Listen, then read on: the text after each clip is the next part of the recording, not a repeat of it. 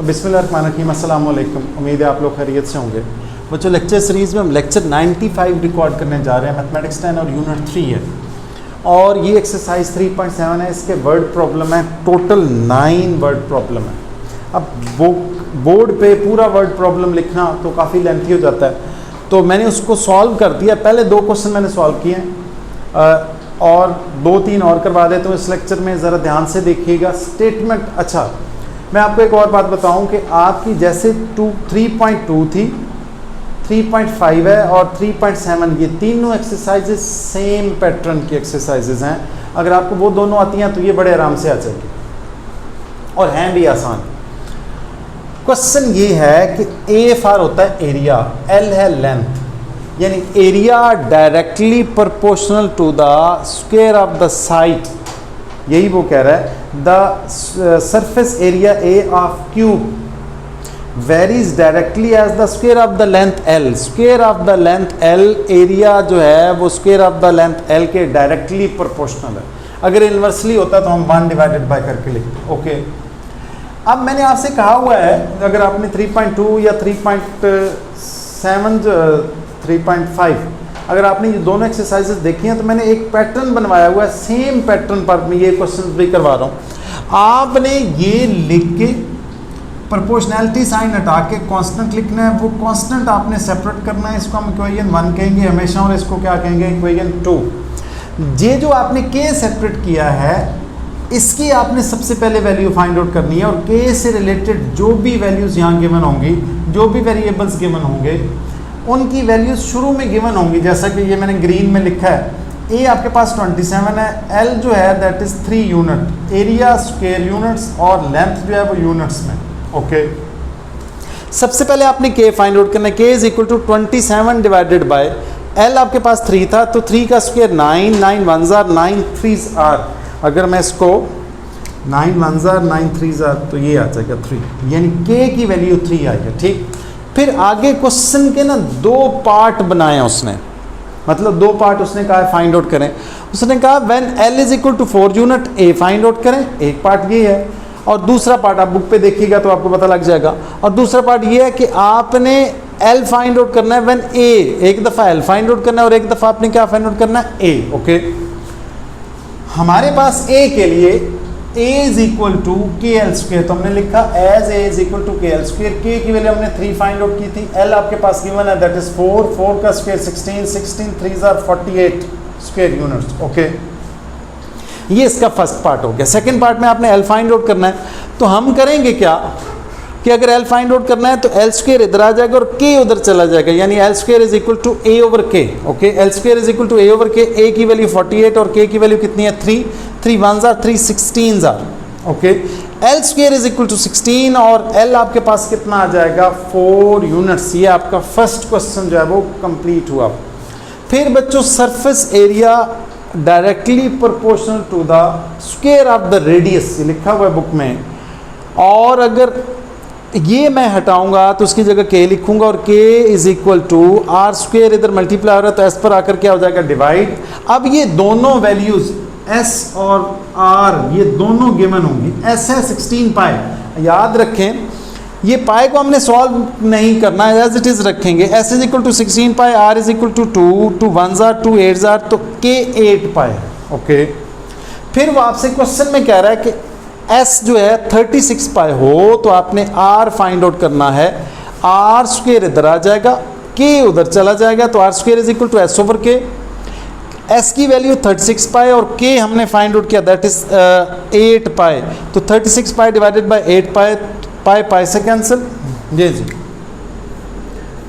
8 1s are 8 4s are, मेरे पास रहा 4 और 4 का स्क्वायर रूट कितना होता है, वैसे +-2 होता है, लेकिन as radius can not be negative so R is equal to 2, तो अब लिख लें as radius can not be negative,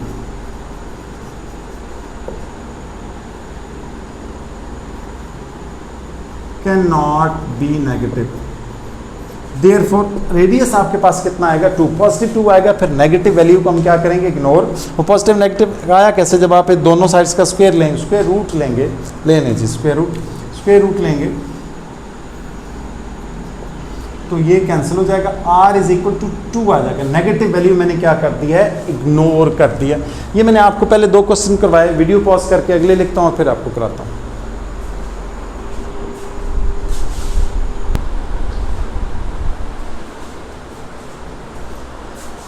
जी बच्चों, मैंने क्वेश्चन 3 और 4 दोनों सॉल्व कर दिए हैं। स्टेटमेंट ज़रा देख लें। स्टेटमेंट में आपसे कह रहा है कि इन हुक्स लॉ, फिजिक्स वालों को पता होगा, the force F applied to a stretched string, okay, varies directly to the as the amount of elongation S, यानी वो जितना स्प्रिंग को खींचे उस इलोंगेशन को वो S कह रहा है, X नहीं कह रहा, वो फिजिक्स में, ओके। जितनी फोर्स लगाएंगे उसकी लेंथ इतनी बढ़ेगी उस स्प्रिंग की, वहाँ पर स्लिंग की स्प्रिंग का जिक्र है शायद। अब ये हटा के आपने कांस्टेंट लगाया K साथ S, आप कांस्टेंट को सेपरेट करेंगे तो K is equal to F/S, okay.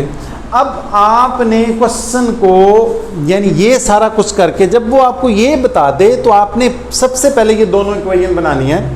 Equation बनाने के बाद फिर वो जो दोनों वैल्यूज़ F और S की गिवन है उनको ऐसी पैटर्न पर लिखने हैं जिस पैटर्न पर मैंने लिखा है, साथ उनके यूनिट लिखने हैं। एक F is equal to 32 pound, force का यूनिट वैसे न्यूटन जो हमने उसमें पढ़ा हुआ है, लेकिन याद रखें इसका यूनिट पाउंड भी है।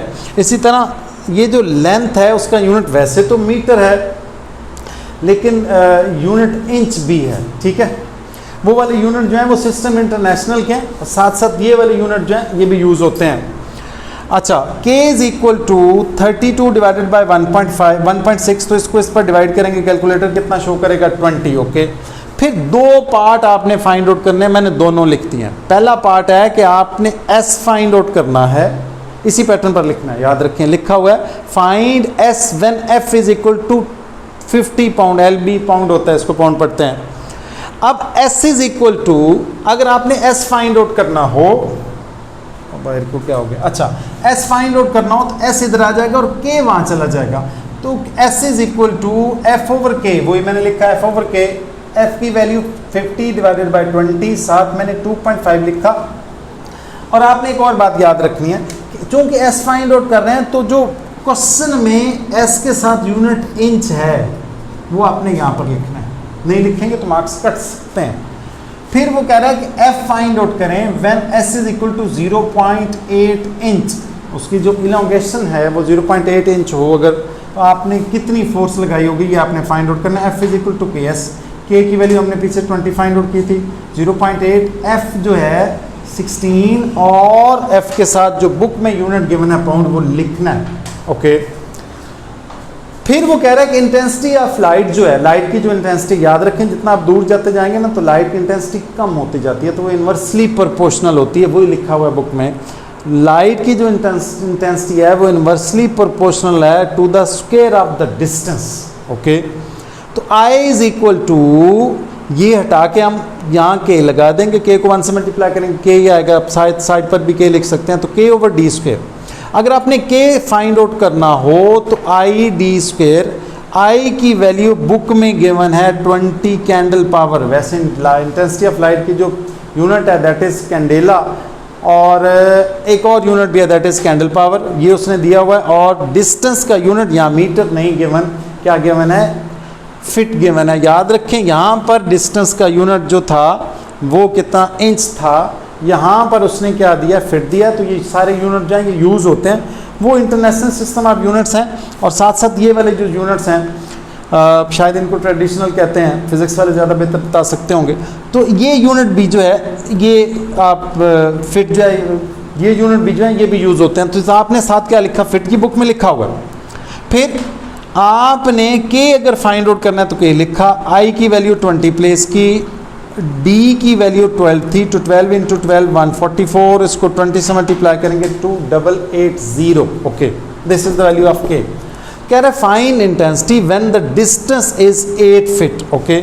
और इंटेंसिटी के लिए हमारे पास फार्मूला था I is equal to k over D square, वही मैंने लिखा k की वैल्यू 2880 डिवाइडेड बाय 8 स्क्वेयर होता है 64, 2880 डिवाइडेड बाय 64, तो आंसर कितना आएगा 45 कैंडल पावर। तो आपने ये जो कैंडल पावर है यूनिट ये लाजमी लिखना है। बच्चों इसी के साथ आपका लेक्चर नंबर 95 जो ये कंप्लीट हुआ। इसके जो लास्ट 5 क्वेश्चन हैं वो मैं आपको इंशाल्लाह लेक्चर नंबर 96 में करवाऊंगा।